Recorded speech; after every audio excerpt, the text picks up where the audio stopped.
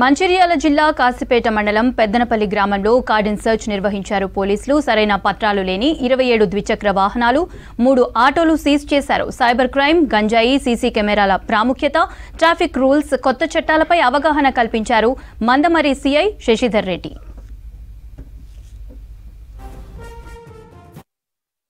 వచ్చినప్పుడు మీరేం చేయాలి, పోలీసుకి చెప్పాలి. సార్ వీళ్ళు ఎక్కడి నుంచి వచ్చిండు, మరొకసారి వీళ్ళు చూడండి సార్.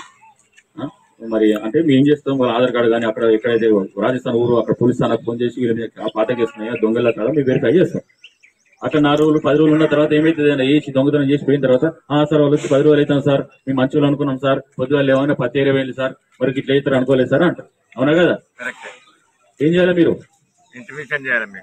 అది పోలీసు వాళ్ళకి ఇన్ఫార్మ్ చేయాలి. కొత్త వ్యక్తులు ఉన్నారు సార్, మరి వీళ్ళు మాకు కొంచెం డౌట్ ఉంది సార్, కొంచెం చెక్ చేయండి సార్ మీరు అంటే ఎస్ఐ గారు వాళ్ళు పిలిపిస్తారు, లేకపోతే ఇక్కడ ఉన్న కాడికి పిలిపించి చెక్ చేస్తారు.